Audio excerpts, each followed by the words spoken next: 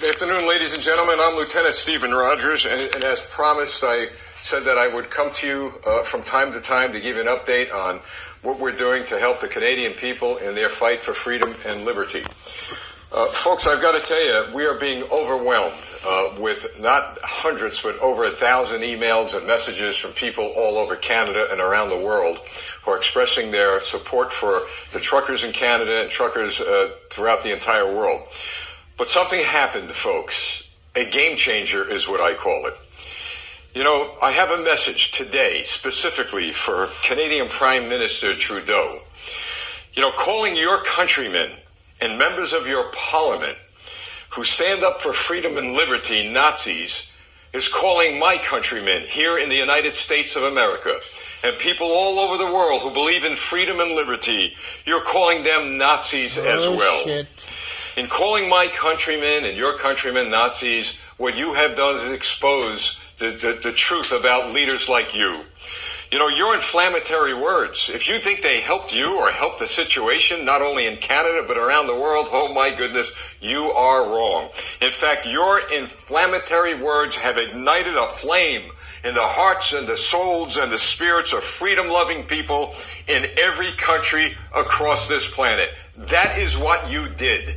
You ignited a flame in the spirits of people to rise up and to do what? To support their freedom, to support their liberty, to do something that perhaps needed to be done a long time ago. And you know what, Mr. Trudeau? We're not only doing it for us who are living in our time, but we're fighting for freedom and liberty. We're seeking to preserve our freedom and liberty for who? For our children and our grandchildren. The people of Canada want their children to live under the Canadian flag. The people of America, we want our children and grandchildren to live under this flag. You see, the flag that you are flying is a flag of darkness, is a flag of tyrannical power. But the flag that we fly symbolizes freedom and liberty. And that's what this is all about. We have a flame here in America. You have a flame in Canada. And those of you who are listening around the world have a flame in your country buried deep in the hearts of freedom-loving people. This flame I speak of, it sheds light of freedom and liberty on the darkness that these tyrannical leaders are spreading across the planet. Know this, Mr. Trudeau. Know this. You say you're a smart man? Start reading history. You've got to know history. You've got to know exactly what happens to tyrants.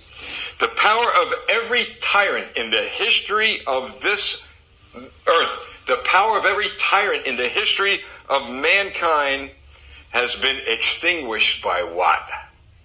It hasn't been extinguished by military power. It hasn't been extinguished by economic power. But the power of every tyrant like yourself, Mr. Trudeau, has been extinguished by the light and the freedom of liberty that the people of each of our lands are willing to use as their power to eliminate those who have done much harm to all of us and future generations of Canadians, of Americans, or wherever people live. Yes, is the power of freedom and liberty. And you know what that means, Mr. Trudeau, and those other tyrants that have somehow been given birth in my time? It means that you lose and we win. Ultimately, that's what's going to happen to you.